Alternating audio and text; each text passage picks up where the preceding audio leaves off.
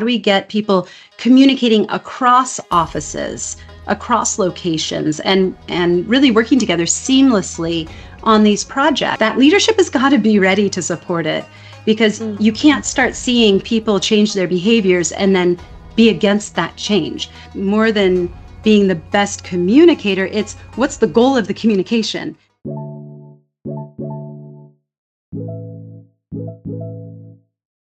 So today in the Dear Global Leader podcast, we have a fantastic guest, Heather Hansen. She's a leading voice in the inclusive leadership and global communication.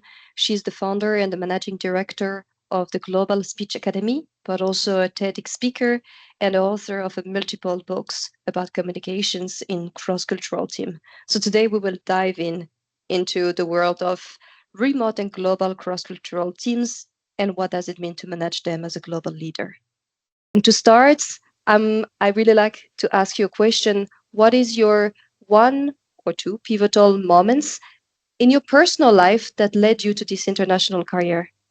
Wow. Wow. Well, first of all, thanks so much for having me. I'm so excited about your new podcast, and I'm really happy to be here.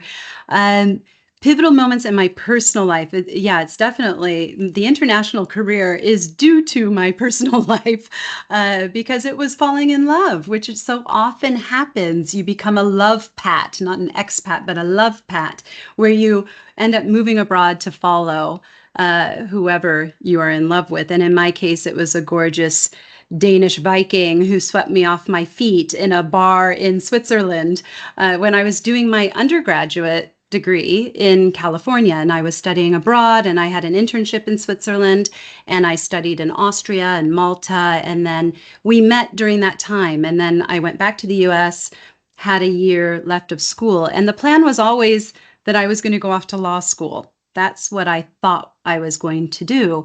And I thought maybe one day I'll get to go international, because my degrees were in German language and international studies. I was very focused. I always wanted to have an international life.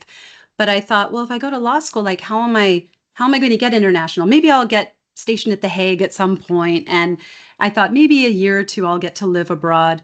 And then, I met my husband, Peter, and decided, let's give it a shot. So I moved to Denmark right after graduation, went into the country as a student, started a master's in linguistics, which wasn't so surprising. A lot of people who are interested in law are very specific around language.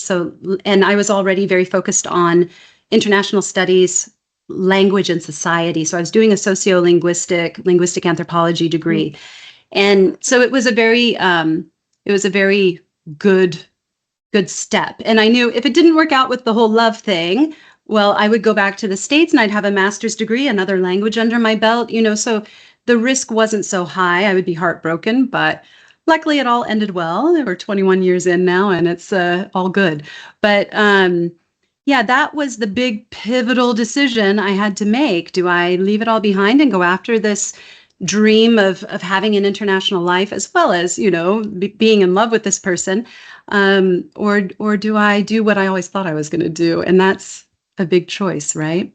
But that put me on my international life. And when I left America, I was quite sure I probably would not go back, and I haven't. And now I'm 23 years out of the US. Yeah. So, that was the big one, I would say. But an interesting part is that when we know your journey, you were starting in law, as you said, then you were going into the language, and now you are a things 50-person TED speaker and so on, TEDx speaker. So there is also a pivotal moment in the career. How did you change from this study to this career? Yeah. So I started working in Denmark. I had my own company there doing translation and copywriting in English. Then it was my husband's work that brought us to Singapore about 4 years after I moved there. And within about a year of being in Singapore, I started my company here, which is what became Global Speech Academy. We've had a few different names and branding along the way. But in 2007, I started my company here, which was very much focused on English communication in multinational settings. Singapore is a massive hub for regional headquarters. So the teams here are very multicultural, multinational, multilingual, all the things I love, right? And I started teaching a lot around English language and articulation and accent, as well as presentation skills and interpersonal skills in multicultural environments. And I remember one CEO that I was working with, and I mean, I was very young at the time, late 20s, and we were having our first consultation. He wanted my help with presentation skills. And as I listened to him and watched him, I remember asking, what about grammar? Is there anything that you're concerned about with your grammar? And I asked that because in my mind, there were a lot of errors that I was hearing that I thought needed to be fixed. And his response to me was, grammar? I don't care about my grammar. No one cares about my grammar. As long as I'm understood, that's all that matters. This is a foreigner thing. As long as I'm understood, that's all that matters. And to someone who is a certified English teacher, it was like being stabbed in the heart. Like, what do you mean grammar doesn't matter? Are you crazy? And of course, it has to be perfect and you have to follow the rules. And I was a great grammar police officer among my family and friends and everything else. Grammar is important, right? And just that one comment completely flipped my entire perspective on global communication. And I thought about his words for a very long time, and I thought, he is absolutely right. And how arrogant is it of me to walk into his country where English is an official language, where he has been raised speaking English, and have this assumption that I'm going to teach him something about his own language. It really put into perspective for me how this whole English language industry works globally, how privileged certain people are, how we give so much kind of extra credit to the US and UK varieties of English when there are so many countries in the world that have their own. Singapore has their own variety of English, own grammar system, own vocabulary, own everything. And it is not better or worse. It's different. And the language we're using in international settings across nationalities, cultures, languages, it's negotiated in every single conversation, right? We are able to talk to someone, recognize what is their level of English and their level of understanding, and then we can adjust accordingly if we are good global communicators. And so my entire business shifted. And it became a huge focus on how do we ensure understanding happens? How do we ensure that we're understood? Whether in articulation, not developing an American or British accent, who cares? But making sure what are the sounds that need to be in place? How do we articulate the sounds so that anyone understands us at every language level from everywhere in the world? And how do we change and adapt to these different situations so that we can be successful in our communication? So it was this total shift from perfection to connection. How do we connect and be understood? And that became the only goal that I have when I'm working with my clients. And everything since then, which was luckily very early in my career, I'm so happy I met him, and he gave me that message so early on because it really clicked and it completely changed the entire trajectory of my career and what I was doing and my total understanding of how we use language in the world and in multinational settings. Yeah. And I think it's also one of the reasons why I wanted to have you as the first podcast guests is because when we discuss directly this type of podcast, leadership, cross-culturality, we will think, okay, we'll go to the leaders. But I think it's interesting to see I'm a foreigner and my full word is in English. And I have the same needs that you say, because maybe in my culture or my own country, I can be seen as eloquent and a good communicator. But when you start being an expat or working globally across culture, across markets, you need to find a way to convert your skills, your communication, and so on into different markets. And I think this is where when I was in Asia, I was exposed to your work, and this is where I start to listen to a lot of things that you did.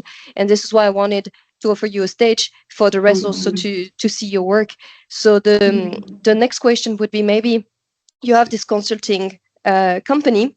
Maybe you can drive us into one or two cases, maybe one normal case that you see all the time coming up, and what do you do with these leaders or company? Yeah, I think we could look at maybe two different ones. One that's more of an individual and a leader who's trying to, move to the next level, and then more of an international team sort of Perfect. Yeah. story. So we can look at both of these. The most typical type of client I have is an individual global leader who comes to me. Either they come to me directly, but very often it will be HR who reaches out and says, look, we have this person and he's been with the company 20 years. I use he because sadly, still most of my clients at this level are he's. So I'm using that very specifically because it is reflective of the current world we're in. And they'll say, he's been with us over 20 years. We want to move him into C-suite, but we just don't think he sounds global enough. And then the big question becomes, what does that mean, right? And this is where all the work I do on accent bias, I mean, I'm doing my PhD right now on accent bias in multinationals because I've built an entire company for almost 20 years on the fact that accent bias exists. My clients are sent to me because there is some idea that although we are in a completely multinational, multilingual, multicultural setting, we still need to project and present ourselves the way people in the West do. So we need to sound American, we need to sound British to compete on the global scale. And if we don't present ourselves in that way, then we actually are not qualified to lead. And that is a huge misconception. And I sit there talking to these HR people going, you've got to be kidding me. You know he's the best. He's been with you forever. He knows the company inside out, worked from the ground up. And you really want to hold him back because you don't like the way he sounds? That makes no sense to me. And yet that is the reality. And so then I'll end up working with these people. And what we're working on is not trying to make them sound American or British, has nothing to do with that. But at the same time, we know we have to make some kind of change to meet whatever this expectation is of being global. So it's about just fine tuning, making sure, our sounds are articulated clearly, that we just raise the confidence level as well. Because what I found is many times it's not so much the way they're speaking, it's that they're lacking in the confidence. They aren't sure if what they're saying is right or wrong. They don't know if they're saying the word correctly. They don't understand why someone isn't understanding them from other cultures. And so just going through the process of understanding the many different varieties of English a bit better, understanding where people could be confused so that if they get a blank stare, they can go, oh, maybe it's because of this. Let me rephrase that. And then they're able to just feel so much more confident in those international conversations or in front of the media or representing the company at a conference, whatever it is. So I find that a lot of my work comes back a lot more to that confidence in sharing their ideas and leading a team, because it's been drilled into them along with everyone else that if you aren't an eloquent speaker, are you actually a good leader? And that's the problem that I see, is that we're holding people back simply because maybe they don't have the hugest vocabulary. Well, who cares? Most people don't understand half those words. Instead of taking the leaders who are empathetic, who are listening, who are connecting, you don't have to have a leader who's the loudest in the room. And I think we're only just beginning to understand that and see that shift happening globally. So that's the typical one-on-one person. And we're usually gearing for and targeting getting that person into the role that they deserve, that they absolutely deserve. And it shouldn't even be a question. And yet we need to go through this process.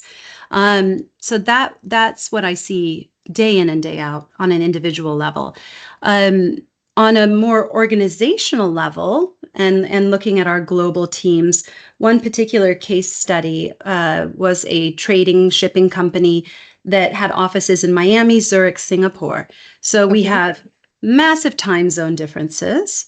We have all different cultures. I mean, even though they were based in these three places, they had, a ridiculous number of different nationalities that were in this company. So lots of intercultural interactions, lots of different languages, although the company language is English. So of course, our people in Miami had A slight they were advantage. slight advantage, right? As being native speakers, although many of them in Miami are Spanish speakers because we have such a large, Latin American population there.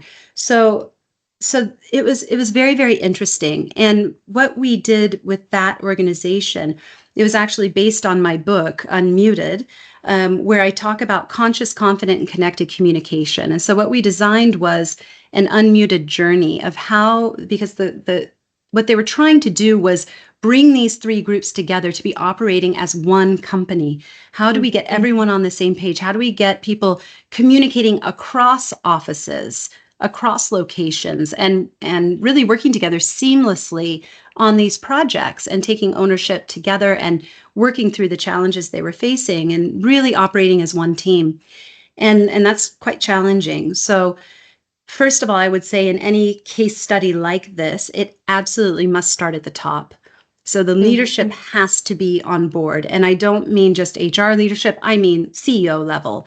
And in this case, the reason I took on the job was because the CEO was on the call and was on board in the discussions around how are we going to roll this out, because the top leadership absolutely must be prepared to support the program, and it needs to trickle down the organization.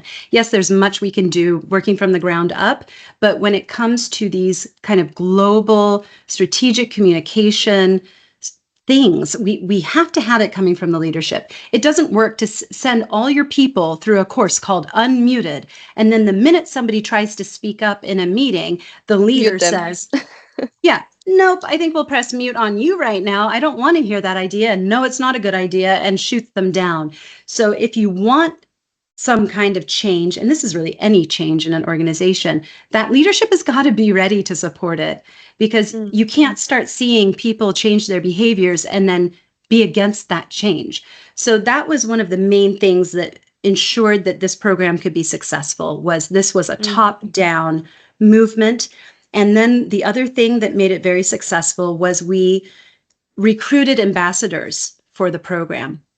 Now, within the company, within each company, team. Within each location, we had ambassadors who were talking up the program, following up with people, engaging, being a little bit louder voices on the calls, in the training sessions. The ones in Singapore I did in person, the ones online, obviously for Zurich and Miami, we did online. But these ambassadors played a really important role in uniting the different locations, and also uniting the teams there to get them excited about this change and this program, and to support them when they ran into difficulty. And that was really important. And we ran separate training for these ambassadors, so they had a really good understanding of what was the goal of this journey, what was the point of the program, what is the content. And each ambassador were leaders themselves, or it was anybody in the company? Not always. And I think this is also something that's overlooked by a lot of companies. People, if you're going to choose those ambassadors, it's not about the leaders necessarily. Okay. And interestingly, this company had already worked with a company that I highly, highly, highly recommend. I love their work. They're called Innovisor in Denmark, and they focus on organizational network analysis. And they were the ones who came up with this statistic that 3% of your people are able to reach up to 90% of the organization. Those are the ambassadors. There are 3%, they call it the 3% rule. 3% of your people are influencing up to 90% of the organization globally. So you need to know who are those 3%. Those are the people you want as ambassadors. And if you read their work, they'll tell you the leadership team is never able to point out who they are. They're always surprised by who comes back, because it's not necessarily the leader of some main division or department. It's Alice in accounting who remembers everyone's birthday and everyone's children's names and just has relationships. And so sometimes those ambassadors are not who you think they are. And by identifying who they are, and they had already done that work with Innovisor to identify who were the people truly influencing the organization, they were the ones we brought in as ambassadors. And that was another reason why this was such a successful change program, because we had those people who were influencing the ones, if they were not on board, if we had not engaged Yeah. them and they I thought think the that's super program interesting. sucked, if they thought the program sucked, it never would have got off the ground because they would have told everyone, yeah, I don't like it either. I think it's dumb and nah, nah, nah. But because we engaged them, we got their feedback, we got their input about every part of the program as it was being built, that enabled us to really impact the organization in a different way. I think that's just so incredible. And that's why I really, truly believe in what Innovisor does. And I recommend them to all of my clients because I think hopping over that step, forget it. Yeah. You And won't it helps create you also change. in the workshop, I understand. And that's super Absolutely. interesting. And I wondered if you saw something in some sort of like cross-cultural skills that this ambassador have, because if they are able to reach 90% of the people, I guess it's not the people of the same, culture or native language of them. So maybe they It's have true. something that you also teach and that you recognize in them, Yeah. and maybe it's an Yeah, enabler that through your is work. that's a very, very good question. And I would probably need to go back to look very specifically, but thinking back on who they were, many of them, because when I look at my unmuted framework, right, I'm looking at conscious, confident, and connected communication. And what these people had in common was they were all very strongly conscious communicators. So they knew how Okay. to read the room. They knew they were culturally aware. They knew how to listen. And they were so they did have a lot of strengths in that conscious communication. They weren't just super confident and well connected, because when that happens, we get voices, that little overlap. If you think of it as a Venn diagram, that overlap between conscious and connected is too loud. Those are the people who are dominating. They're pushing. They're always heard in the meeting. They're interrupting. They aren't conscious. They aren't reading the room. And usually people have a negative reaction to that. They feel that those people are bossy, arrogant, overly assertive, don't listen. And those people, when you have too much confidence and you feel like you belong and everybody's connected, everybody loves me, they love my voice, then it ends up backfiring. So the ambassadors we had, I would say the one thing they did have in common, as I think back, and I would have to look at their actual assessments because I do have a Okay. unmuted assessment online that people can go in and just see where they fall. But my guess is that a lot of them would have been quite high on the conscious communication scores, because that's really what I see as most important in these cross-cultural relationships and multinational companies. Knowing and understanding, being curious about others, listening, and that's what's building the stronger relationships across the borders and across the cultures. Yeah, so that's a really, really good question and great thing to point out.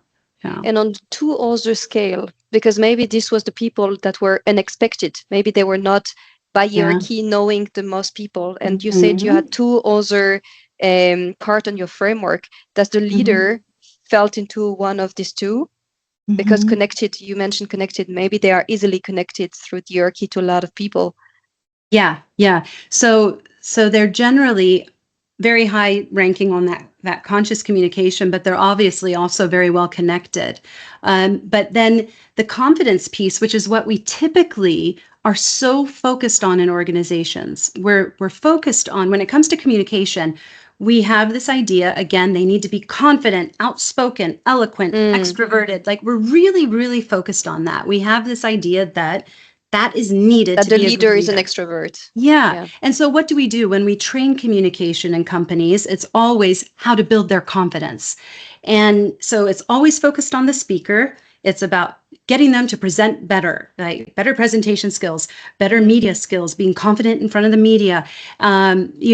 It's always very much focused there. And we forget all about the other side of the equation, which is that listening side, which is so important for leadership, for multicultural understanding and the cultural intelligence involved there.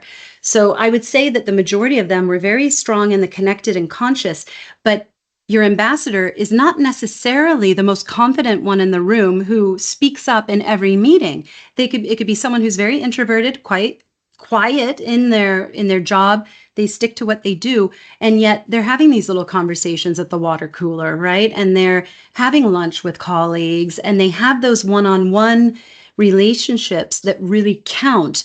When somebody then is looking for advice, they turn to them. Someone they trust the most, they turn to them. And that's how Innovisor sort of determines who these are. It's a series of questions of who do you turn to when you need something, when you need advice, who do you trust? And then you look at what names are popping up. And then you can easily map that. And so they have a full algorithm that does that. But yeah, so these leaders are very strong in the connected and conscious part, but not necessarily strong in the confidence part, because you don't need to have that overwhelming confidence to build really strong connections with people. And that's where we go wrong in our training and development.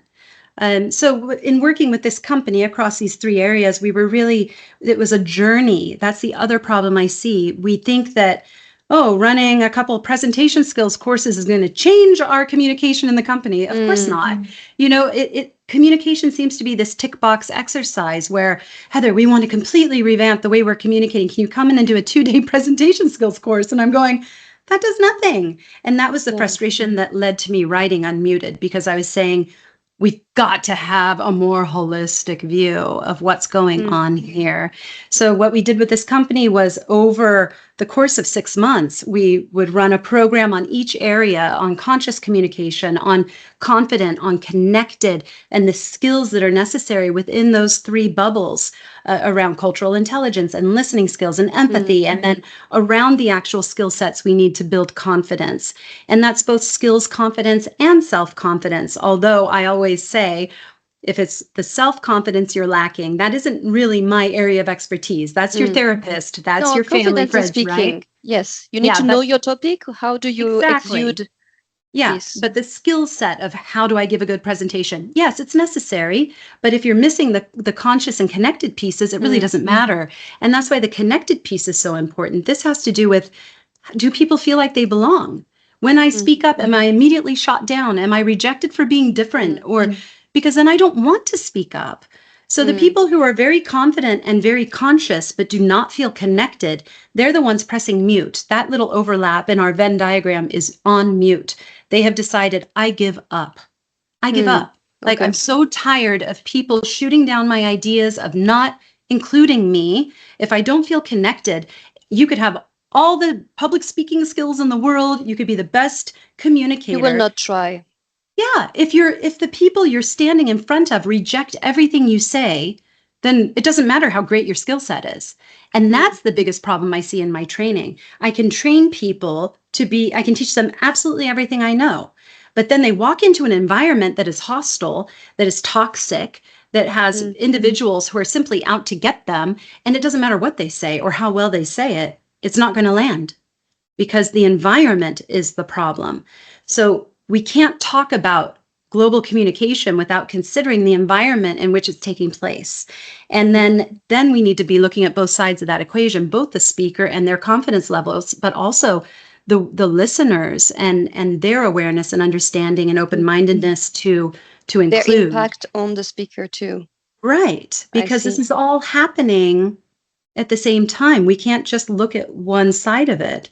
That's interesting, because communication is two-sided, but it's true that in a lot of this training, it's like one-sided. It's like, how can you become better? But if the audience doesn't give you the return what you need, you will not get as good as you could be.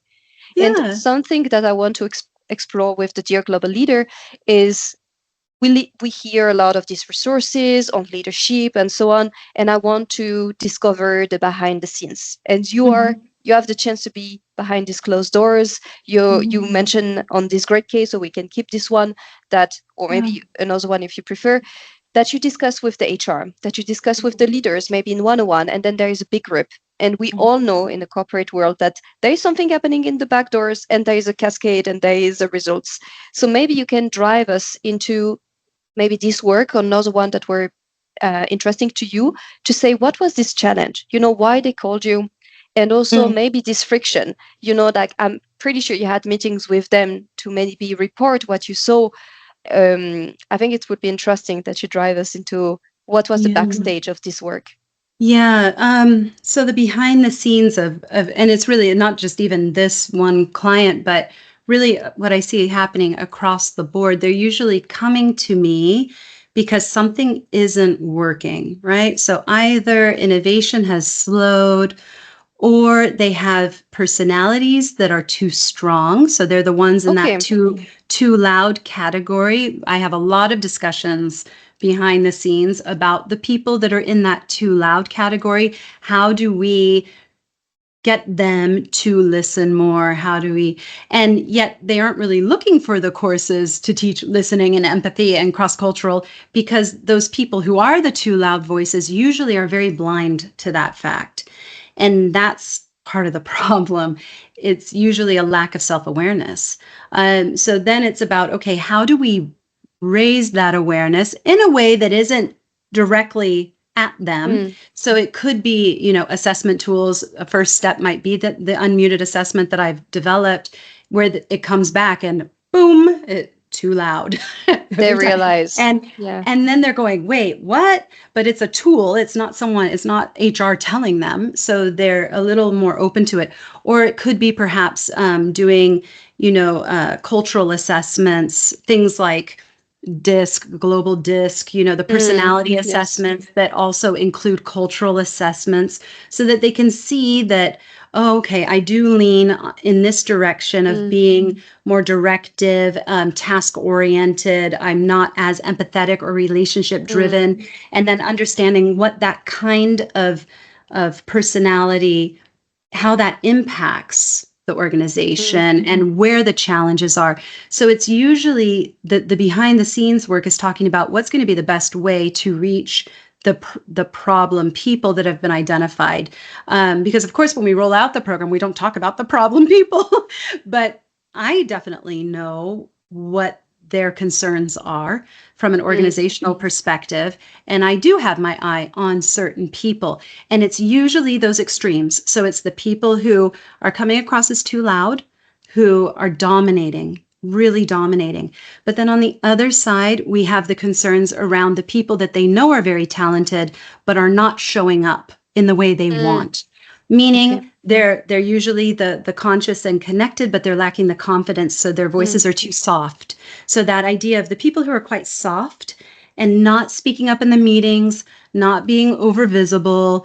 And there could be so many different reasons for that. There could be cultural reasons. There could be, they're just introverted. But a lot of times HR can see how talented they are, but maybe their boss doesn't recognize it because they just aren't outspoken enough compared to the also loud person. Exactly. And the loud people are constantly dominating. They never have a chance to get in. And so they're getting lost in the organization and their voices aren't heard. And usually from an organizational level, they can see that that's happening, but they don't know how to shift it. And they may have run many courses for those people individually to help them in presentation. And, again, focus on the speaker, get them confident. But they haven't looked at it holistically enough to say, okay, how are these loud voices also impacting the soft voices? How do we balance it? And that's where I come in to say, okay, we've got to look at this holistically. We have to look at all three pieces of this equation to balance the voices. And then, it's looking at really specific strategies for balancing those voices in the meetings. And that's what we're trying to achieve as we work through the system. But there is a lot behind the scenes around, it's very clear to me and to whoever is hiring me what we're trying to do. And although you would never get it out of me in the course and I would never make it known, but it's quite specific what we're trying to do. Absolutely. Yeah. I think what's interesting with what you say before is that you say that maybe these ambassadors, maybe also, I don't know, this is my views, maybe some of these loud voices, because they may have some skills or, some extroversion or passion, or that makes them a bit appealing to a lot of people. But then maybe in the context of a work, if they take too much space, it might be complicated. So also coming back to this behind the scenes, do you have maybe this person are also in one-on-one with you, how do you also coach them on this, because you have good communication skills. So how do you adapt them to show them that, hey, you have great talents, Mm-hmm. you have a lot of things that are great, but like maybe we need to tune something down in order, Yeah. because I think it's something a lot of global leaders may have to do. They would have rising leaders, Mm-hmm. they have a good Mm-hmm. potential, they have Mm-hmm. something bird that is there, but like how do I, tune down, tune up some little Mm-hmm. factors, and a lot of things comes to communication on a Yeah. great feedback in order that the person received it well. Mm-hmm, mm-hmm, yeah. Okay, so two things. First, to just hop back to your comment about the ambassadors and them perhaps needing to be quieter, this and that. What was really interesting is that the majority of the ambassadors were actually on that softer voice side, right? The conscious and connected. Interesting. And when we would go to ask them to be ambassadors, their I say reaction would be, no. "Oh no, no." They say no. They say, "Oh no, not me, not me." Like, no, I'm sure there's someone better for this, So already you saw how they weren't putting themselves out there. They actually didn't want the visibility. They don't want the spotlight. But underneath, behind the scenes, they were doing the real relational work that was Mm. bringing this company And together. they were not And aware, actually. they weren't even aware. So They not weren't, I conscious mean, enough. yeah, so shocking to them to be seen in that way because they don't typically see themselves that way. And they aren't the really extroverted, overbearing types. Some of them were very visible, louder voices, but the majority of them were actually like, no, no, no, not me. And we had to do some convincing to be like, no, we Mm. really think that you can make a difference here. And so that was a bit of a challenge also behind the scenes on that point, which I had kind of forgotten until you mentioned that. But then, okay, moving back to the, how do we give the feedback when we're working with these people? This is why I do really like to use assessment tools because it's not me saying it to them. It's not their boss. It's not HR. They've done an assessment like Mm. everyone else in the room, and That's they have neutral. received the feedback on that assessment that tells them in black and white, this is what we believe. And some of them may fight that result and say, I don't think this is right. And no, I don't do this Mm. and I don't do that. But when we run then the training based on this kind of assessments, uh, you know, and we build an appropriate safe space where people can speak, then some examples and stories start coming out and they start to see things differently. I think there's no way to give that kind of feedback if they haven't already kind of come to the conclusion on their own. And many of them will get the feedback and go, oh, yeah, I know this. Like, I know I can be too much. I know I can be too loud. I know I interrupt people. I don't like to, think about it a lot, but I know I have a tendency to do it. Some people get it right away. Others may fight it. But until they've come to a basic acceptance of maybe not all of it, but some of it, then it's a lot easier to start those conversations. Like, can you remember a time where something didn't go right, and why do you think that happened? You maybe before you thought it was this, but could it be something else? And see if they can start shifting that perspective a little bit. And that's really the best way I found to go about it. But without that kind of black and white assessment, it is much more difficult to give that kind of feedback. When I think about the one-on-ones that I work with who are working on their articulation, Mm. it's very interesting when they come in. Some of them they come to me and say, I want to sound like you. Some of them say, I just want to be clear. Some of them say, I just want my boss to understand me. And usually it is the boss who has sent them. And we're just doing this training for that one individual, which really we should be training that individual on how to better understand his team, Mm. right? And yet again, we focus on the speaker. We don't focus on the listener, who is the one who actually needs to build a skill Asked. set. Yeah, that person needs the skill set to build, how do I better understand accents? That's not something we have ever been taught, ever. Mm. We've never been taught, how do I better understand accents? What should I be listening for when I hear someone speak Mm. so that I can crack the code and better understand a person? So instead of teaching the boss, we're teaching the individual. And I have had many, many conversations when people try to send me staff to change the way they speak, where I say, why don't we run in parallel something for these leaders who are having difficulty understanding? Wouldn't that be a benefit? But they Mm. typically do not see that. And the leaders, and this is true across the board. This is, going back to the privilege we hold. People in the position of leadership tend to believe it's not my job to understand. It's their job to be understood by me. They need to speak in a way that I understand. And it's even worse if that person in power is an English speaker, because then it's this idea of like, this is my language. I own this language. They need to learn how to communicate in a way I understand. But that doesn't fly in a global setting. We're not speaking Queen King's English. We're not speaking newscaster American. We are speaking a big blend of all different types of English. So again, there's a But we lot come going wrong. and we come back to what you said at the beginning about um, they want to sound good, or they want, it was something about sounding, but to me it's about being understood. It's like you need to Yes. communicate. And when you say Mhm. that, oh, these leaders or most of the leaders that you see expect that people understand them. Mhm. I mean, we both know that the role of the leader is to carry the vision and communicate. It's like basically communicate the strategy and cascade. Is it more and more you will go to the higher stages, your role will be less and less technical and being the doer, Mhm. but all about Mhm. this communication. How do you negotiate contracts? How do you communicate the vision of your company? How do you give speeches? So everything is Mhm. about communication. And if you are So true. perfect in what you think you say, but like nobody can understand, to me you are Mhm. failing. And this is why also I think it's a great topic for the Dear Global Leader, because Yeah. all what we do, even without being a CEO, is about communication. I'm in a global role and I have a tons of stakeholders. I'm in a global company.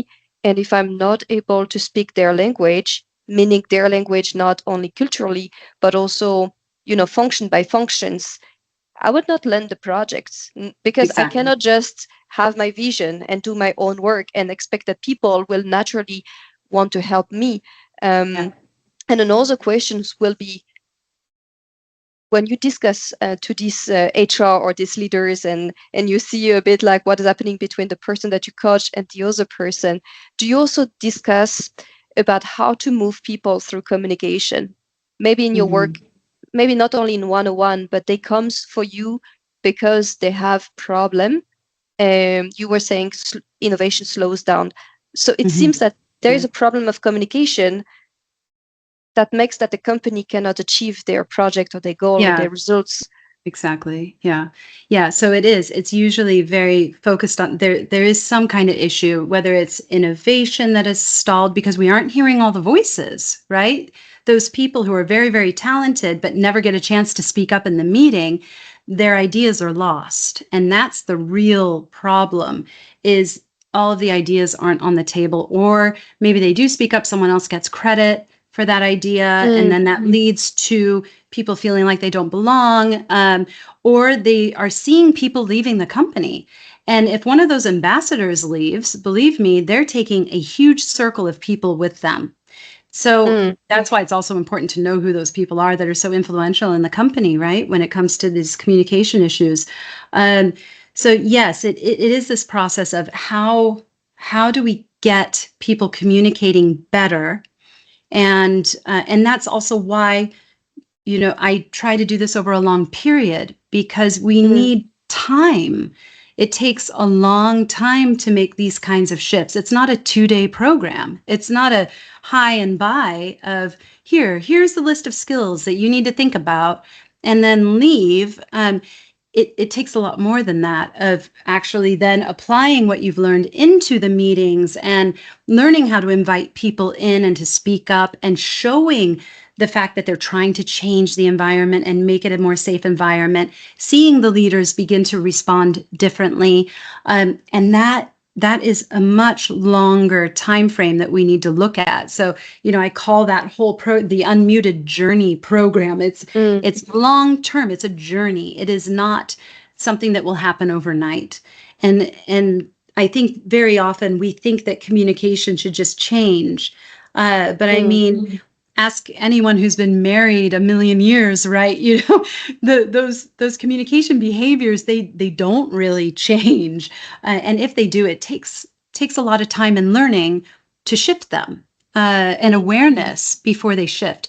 So it is very much a process of moving through and developing the confidence, developing the self-awareness and the conscious communication, the cultural intelligence, and developing safe environments. And you can't Mm. do that overnight. It has to be proven over time and building the trust. So it is quite a journey to work with clients like this. That's why we Mm. pace it. They have the time to And change and yeah. to accept the Hmm. self-awareness and consciousness. Super interesting. I was thinking of something while you were talking. Um, you mentioned like some of the backstage and the fact that a Hmm. lot of the global HR or the global team says, okay, we spot this person to become a C-suite person, but it doesn't sound that global. And something that I see in a lot of global company is that when you see the board and the C-suite and the executive level, they are all from the same nationalities, culture of the headquarter. And it Hmm. seems to be a bit what you were saying, that because I can see it, I'm a French person, and as soon as I talk to a French person, he or she Yeah. can finish my words, and not because Hmm. we are in love. I'm not in love with the full French speaking countries, but it's just we understand each other naturally. Most likely it's like AI, they can probably understand what I will say next, and then it becomes a tiny bit complicated, but easier with the Spanish and Italian colleagues, and the circle expand. My Hmm. my questions to you is that when you are in this room with this, HR, and you were saying that sometimes you're a bit in friction, do you also try with the research that you did, the tactics and so on, to softly try to coach them on this unmute um, challenge that you see, but also the fact that sounding global might not mean sounding the same as the culture of the headquarter, and how Hmm. do we how do we make sure that everybody understand each other at a global level more than sounding from a certain area of the world? Yeah, exactly. And what you're talking about is super common. We see this across so many multinationals where the language of the headquarters and the speakers of that language and the connections there end up being the leadership all over the world, right?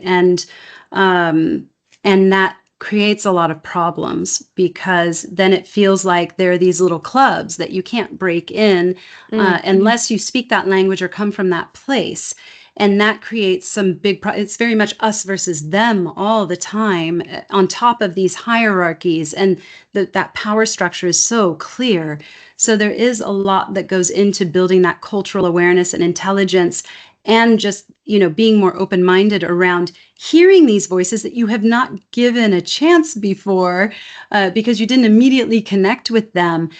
So there's a big shift that has to happen where you are really starting to invite those quieter voices into the conversation and almost demanding that of them, because we can't just say that it's all the listener's fault. In many cases, the speakers do need to engage more, regardless Mm. of them being introverted or not as confident in the language. At some stage, that's no longer an excuse. You have to participate. So, Mm. so sometimes people think I'm way too easy on like the non-native speaker or whatever, but it's true. They do have a responsibility to participate in that organization, and if they are not, then they actually aren't doing their job. Mm. But at the same time, we're trying to balance and make sure no one is preventing that from happening, because in some cases that is the problem. So it's about really balancing all the voices, and to the extent of, there was one research study that showed that meetings where every single person spoke for the same amount of time, those were actually the most innovative meetings. And I don't care Mm. if you're given 5 minutes and you sit silent for 3 of them because you're thinking, Mm. the whole room is going to sit in silence with you for those three Mm. minutes. And then maybe you think of something and you realize this is what I want to say, and then you voice it in the last 2 minutes. But everybody has that same amount of time. And when it's done that way, they end up having more ideas on the table. Some people don't think that fast. Some people Mm, need to process things and come back later. And having that extra time and the requirement of everyone is contributing in some way, it allows for more of those ideas to come out, mm, right? So there are some strategies that we use and try to apply, and some work better than others in certain mm, organizations, but it is a lot about that. And then, of course, all my work on accent bias, I do sneak that in to most of my programs. That's something that has been included in all of my programs for over a decade, something that I've recognized from the start is a massive, massive mm, issue. mm, But not something that many companies recognize themselves, because accent bias and linguistic biases are so invisible. mm, Most people do not know that it's happening. They don't realize that the thing that they don't like about that person is actually the way they speak, or that triggers something in them, mm, um, because it's all pretty unconscious. And so I do bring that in, and it's hiding in every single program where there are parts of that cross-cultural conscious communication piece where we're talking about this, that there is no perfect version of any language. French could be an exception because you have an academy that says these are the rules, and anyone who deviates is not speaking properly. But ironically, France is also the only country in the world right now with a law against accent discrimination. They are the first to legally make it a protected characteristic, whereas the rest of the world, typically you have to tie it to national origin. So someone who speaks Indian English and they're being very mm, directly discriminated against because of the way that they speak, they would have to be able to say, this person is discriminating against my country, my nationality. mm, But then we are forgetting all about everyone who speaks regional dialects. mm, So what about, someone with what they consider in the UK to be a more working class accent, and they mm, aren't promoted, or they aren't listened to, or they aren't respected? They have no basis under the law for any kind of protection because their national origin is from the UK, right? yeah, So they have no way to have that protection. yeah. I So think these are things that I include. Absolutely. there's a lot to unpack here because I Yeah. can see it when you were saying, okay, this person in the room, everybody has the same amount of time. I feel this is a basics for this cross-cultural team management because you will have Yeah. different personality, nationality, background, Mhm. whatsoever, influenced culturally through their patterns. And then Mhm. if you, because we see that also with the studies, a lot of people hired similar people as them, Yes. including the cultural part. And so then, of Mhm. course, maybe they're different than them on the background, but then culturally Mhm. it's easier to manage them.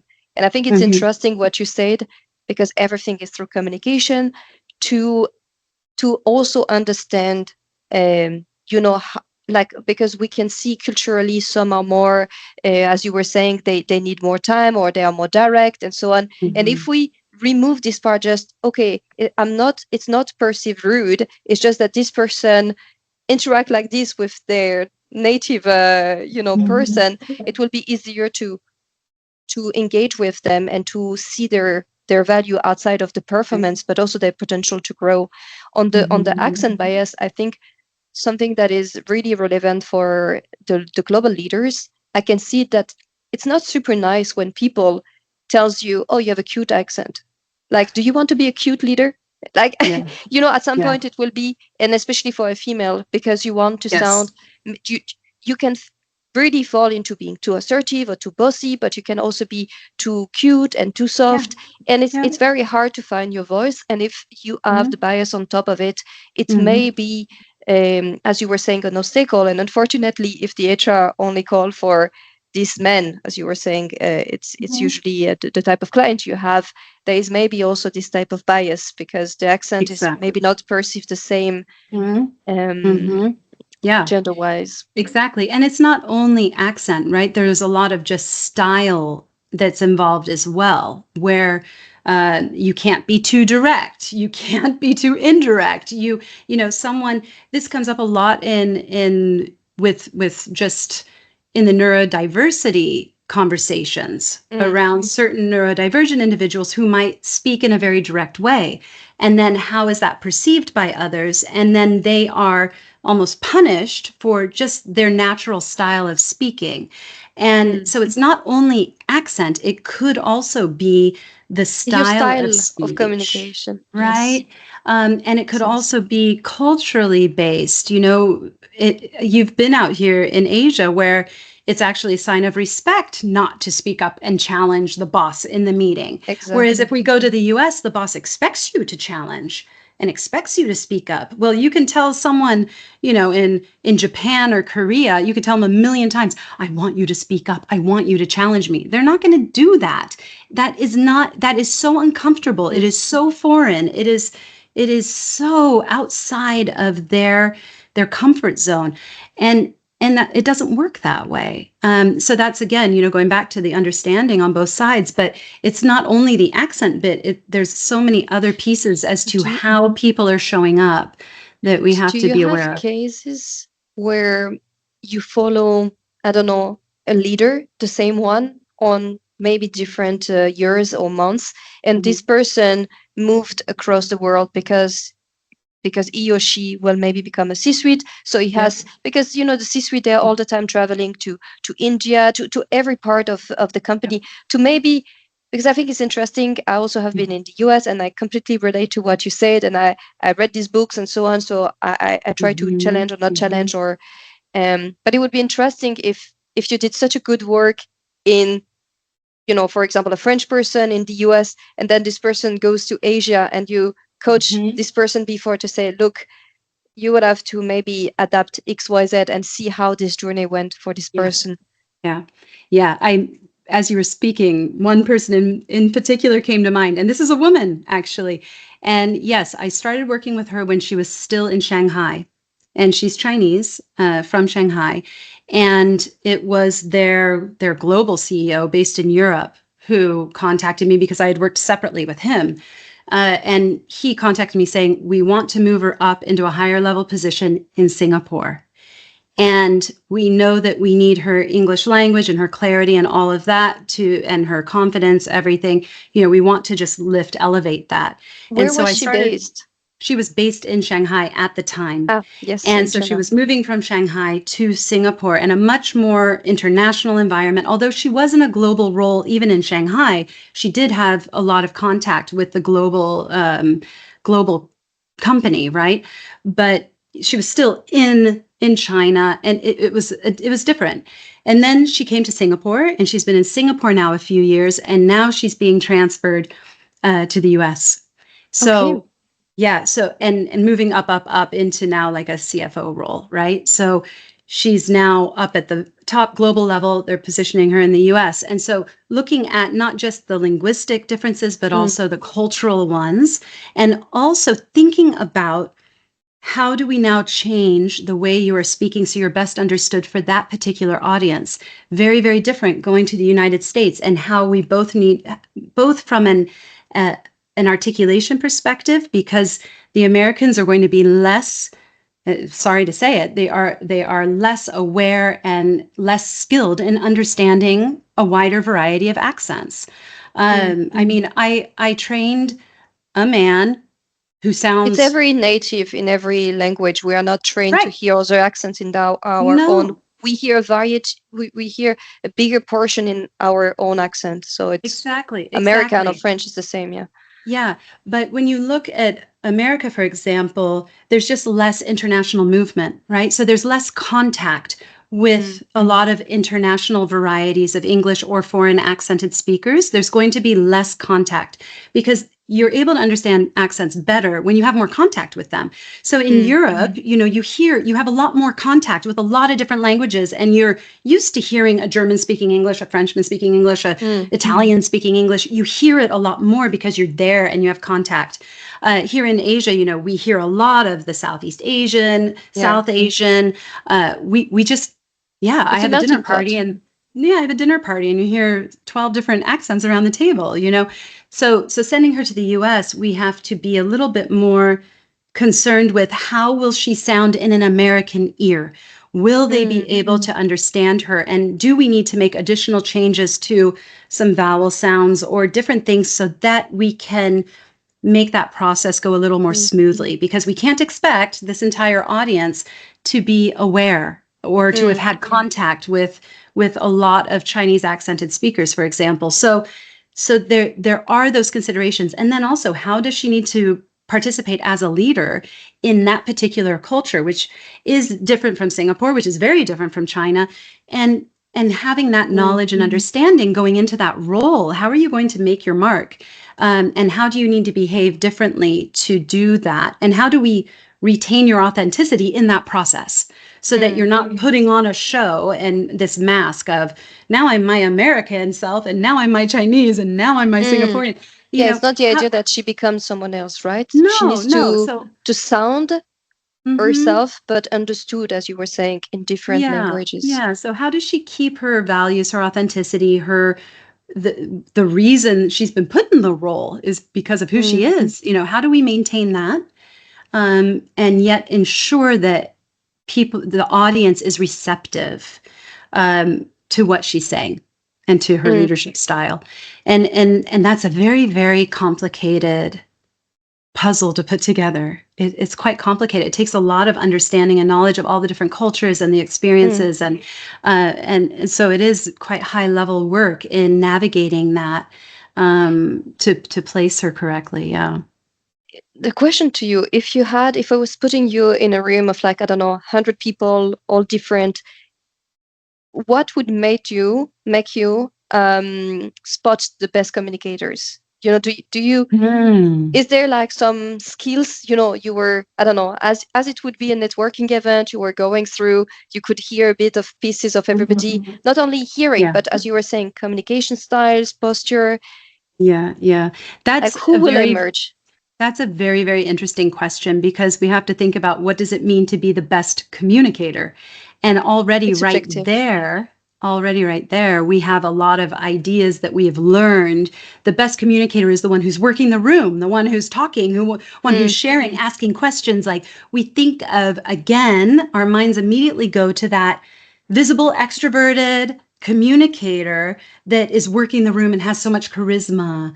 And is that really the best communicator? Not necessarily. It's the connector, maybe. Right. Maybe it's the connector. Yes. So the person who's listening, the person who is maybe not speaking as much, and then the person who's saying, "Oh, that's so interesting you said that. I just met someone across the room. I think you should meet because your work really makes sense, and I think you'll really enjoy that person." And they're bringing them together, right? So as you say, the connector, that, I think, more than being the best communicator, it's what's the goal of the communication. And we need to be assessing communication based on that end goal, and not just how people show up in the moment, but are they actually leading to building something? Whether is the end goal we want more people connected, it's a networking event, then I would say that's the best communicator. If it's who's driving innovation, then maybe best communicator in that situation is slightly different, like engaging and bringing people into the conversation, making sure all the voices are heard, as well as contributing their own, but really balancing the voices in the room, then that might be my best communicator. If we're talking about a conference and watching every speaker who goes on stage, then our definition of the best communicator will still, again, be very different. Then that charisma shines, and the depth of the research and how they communicate it and how they simplify complex ideas, then our definition is very different. So it comes down to being the best communicator in the sense of, that's why I always go back to understanding. Have you been understood? Did you achieve the goal that you needed to do in that conversation? If you did, success. You're the best. Success. If you did not, why? What was the problem? Or maybe did the audience believe you achieved your goal? Because as you were saying, it's two-sided. Maybe you can be unaware and think you did. And because I feel the communication, I saw that a lot, when you're in the corporate world, they always say, like, the best strategy to communicate is repeat, because people will never understand the first way, the way that you understood it. For the end, we are having... Go for it. just, yeah, on the repeat bit, because yes and no. Yeah, you have to be repeating your main message and your vision and your mission and your goal for the company. That needs to be a repetitive thing that's heard over and over and over. And that's very, very true, right? And from a strategy perspective and strategic leadership, having, these blurbs that everyone Getting hears and clarity. everyone, yes, yeah, that's great. But then, if we look at individual conversations and things like that, and when people aren't understanding something, repetition is usually the worst thing you can do Yeah, because, repetition is different format, right? You need to yeah, not yeah, say the exact same rephrasing. word. Yeah, Reframe, so yes. rephrasing, because usually if someone doesn't understand, the first thing they say is, could you repeat that? And if you didn't understand it the first time, you're not going to understand it the fifth time. Like, and so we get into those embarrassing Exactly. situations of what did you say? Sorry, Yes. repeat. And in those situations of that, like micro communication, not the Mm, macro strategic level, but the micro conversations, then mm, it's about rephrasing, reshaping, saying things in different ways to ensure mm, the understanding happens, right? And being able to check that understanding. We fail in that all the time. At the end of mm, a meeting, everybody got it. Okay, great. See you next week. Everyone's gone out with different understandings. So remembering mm, to actually check and say, what's your goal for this week? What did you take from this meeting? What's the next step? Getting everybody to mm. communicate that they have actually understood.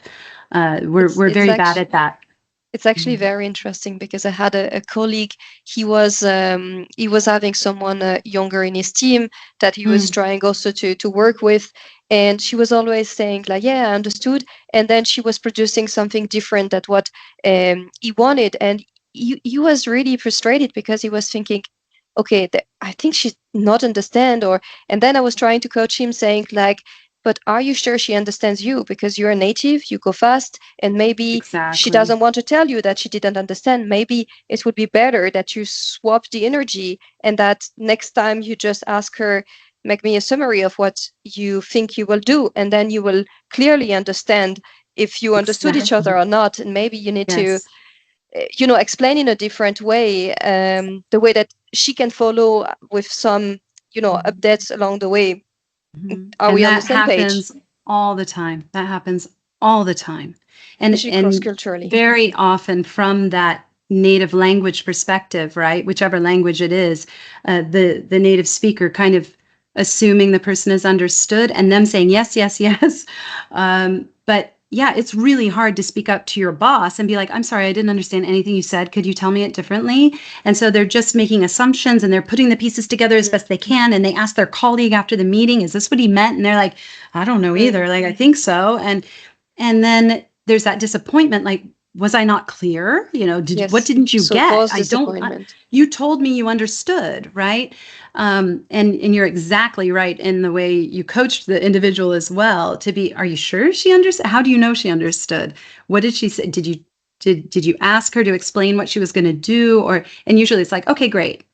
And Mm, then the work comes back and we've wasted a week or a month or a mm. quarter on a project that didn't actually meet the expectations, right? Yeah, So yeah, very common in the multicultural settings, especially. Mhm. super. We are having three questions that I will ask each guest. So you will be the first one. It will be like Okay. flash questions. The first Yes. one is, Okay. what is something that you learn younger and that helped you even now? So it can be a skills, it can be, something that you heard, like Mhm. anything that had an impact on you younger that you still Yeah. review now. I think the best part of growing up in America was being a part of speech and debate, learning those Mm, skills in high school. I had mm. speech Speak as a up. Yeah. class, but I had actual Oh, speaking skills as a class in school for 4 years. Every okay. single day, 1 hour a day. And then I was on our speech and debate team. We have a national league in the US. There's over 100,000 students who compete in speech and debate. And this is something that people come to me and say, oh, but you're American, so you're a natural speaker. And it's like, no, I'm not. We are trained. We are trained from Yeah, a very you young taught. age. Yeah. in how to speak and sound eloquent. Now, be very careful because it doesn't mean that we're actually saying anything. It doesn't mean Mm, that there's any substance to it, but it sounds very good and we can talk mm, about anything mm, because we have been trained. So I had an hour a day every day for 4 years. I had tournaments on the weekends. I had practices after school. Then I mm, TA'd in my last year. I was a teacher's aide. So I had an extra hour of teaching the younger kids for a full mm. year. I mean, by the time I graduated, I had those 10,000 hours of speaking. I was Yes. nationally ranked in speaking. That was the foundation for my entire career. I didn't even know you could be a professional speaker at that time. And it wasn't until I came to Singapore I even knew that was a career choice. Mm, But it has been the foundation of everything from advocating for myself, advocating for my children, getting jobs, working with clients, mm, being able to present my ideas. And especially now that I have a lot I'm researching, a lot I want to say, mm. these are the skills that have allowed me to share that with the world. And so not having that, I think it's very It would have likely been my life would have gone a a different way. different turn. Super interesting. Yeah. The second question would be, because a lot of people that will listen to this podcast will be either current leader or aspiring leader or rising leader. So the question to you would be, do you have one advice for the rising leader and one maybe reflection for the leaders? Okay, so for the rising leaders, I would just and this is nothing new. They've probably heard it, but I really think there's a lot to say about this idea that leaders are at every level. You may not have Mm, the leader title, but indirect leadership. you are still a leader. And if you remember again that 3% rule, you Mm, can have so much influence over the company at any level. You do not have to be in mm, leadership. So for those rising leaders, it's all about building those relationships, building that network in your organization and outside the organization, being the connector, mm, because that is actually the most influential leadership role you can have in the organization if you're one of those ambassadors, right? mm, So for rising leaders, keep that in mind that having that network, having that support, because guess what? When it comes time for a promotion, you're top of the list because you're on everyone's lips. mm, When people say, who should it be? Who do you trust? Who do you want to follow? mm, They want to follow you. Even if you don't see yourself as that leader, even if you're the one saying, mm, no, no, no, don't put me in the spotlight, you that is the way to start mm. going up those ranks. And for the current leaders, it's about always remaining curious and knowing there's more to learn, right? Sometimes Yeah, we get to a very position important. in our careers where we think, okay, I've done it. Like I've seen it all, I've done it all. And that's very true for a lot of leaders who are, a good 20 plus years in. It's like, yeah, Mm, I've done it. Like what's there mm. left to learn, right? And I've seen it Super. all. And then we get a little bit complacent, like, I'm just going to share mine. I know everything, and I'll share that, and I'll Mm, guide everybody, and I'll be the mentor, without remembering that there's always so much more to learn. And now younger generations coming in, AI mm. backed, all the new technology. There is just so much change happening Full in of our world. opportunities. Yeah, so those really established leaders can't get complacent. You can't start Mm, thinking that you've got the answers, and to remain very engaged with your team, to be constantly asking for their ideas, making sure those voices are balanced, that you have every voice at the table, and that they feel valued. That goes a really, really long way. Acknowledging and valuing the voices, regardless of their level, regardless of how visible they are. I think that's something that every leader has to remember. Mhm. super advice. The last one is because I'm an avid reader. I read like a Mhm. lot of nonfiction books, like one per week, or at least that's the goal. So Mhm. I'm always up to some good recommendation. And the question will be maybe not just as a recommendation, but either a book that you love to gift, um, Mhm. yeah, or the one that is really special for you. Mhm. Well, other than if I'm gifting my own books, which does Of course, happen we'll very discuss about that. often. But otherwise, there's only one book that I have given to people as gifts because, and it's interesting because I typically don't get any feedback on this, but this is my absolute favorite book of all time. We were asked to read it during my undergrad, my international studies linguistic anthropology degree. It's called A Map Maker's Dream. A Map Never heard Maker's of Dream it. You need by to learn James from me. Cohen. And it is about a monk who sits in his monastery and he's trying to draw a map of the world. And I'm a huge, as you can see, huge fan of Yes. maps. Also like vintage, old, ancient maps. Like I love them because it shows every one of those is that artist's idea, perspective of what the world is. And this story, it's fiction about a monk who's in his monastery. He never leaves the monastery, but he interacts with all the traders and the sailors and the people who travel all over the world. They come back to Okay. him and they describe what they've experienced. And then he's drawing this map. And, with the dragons in the sea that some trader told him about, and the this and the that. And he's creating this image of the world, and he comes to this realization because so many people would bring contradictory stories home, and then how was he supposed to depict this in his map, because the way one person saw the world was different from how another person saw the Mm, world. And he realizes, that we all have our own unique perspective, understanding, and experience of the world around us, and that is probably the deepest lesson that I've learned moving through my career, moving through my life, understanding how unique all of our perspectives are when we're coming together to solve a common challenge or problem, mm, and how easy it is to overlook a different perspective or to yeah. immediately say that's wrong, when really it's just a very different, we only see one little bit, right? And Mm, when we pull everybody together, we start to, this picture, this map of the world starts to form. And that's what this book is all about. And I've scribbled all okay. over it. I have notes everywhere. I love it. And I recommend it to everyone I meet who's looking for a good title. And typically, I don't read much fiction at all. So this one was very captivating Okay, for okay, you me. got my interest. I will look at it. Yes, go get Especially, it. I Go think get it. I think even if it's about a monk and so on, it's like super relevant for the topic of Yeah, today because yeah, cross-culturality is about different perspective and different exactly. views on the world and how do you make this map. So I think we can also see Uh-huh. this type of like The leadership challenge in metaphor. Yeah, and the like the metaphor metaphor. behind it. It's just a big metaphor. So read it like that, as a big metaphor for how we are viewing the world and our interactions with others. It's fantastic. I love it. We're already at the end. I'm so happy to have had you. I want to direct the people if they want to, as me, get more exposed to your work. They can go on LinkedIn. I know you post a lot also Yes. about what you do in consulting, but what you do Mm. in all of the different aspects of your work. And also, you have the book behind you. So maybe you can bring Oh, it. yes. But this is Yes. your I'm last book muted. because I know you have Hmm. more books, but this is Hmm. unmuted. And this is the how to show up, speak up, and inspire action. You mentioned some part Hmm. of the workshop, but this is also part of your consulting work, right? Yes. Yeah, Super. exactly. But thanks a lot, Heather. It was fantastic.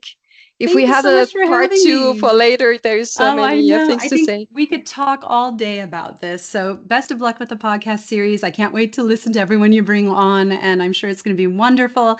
And I'm very excited to be here and have had this time with you. So, thank you. Thanks a lot.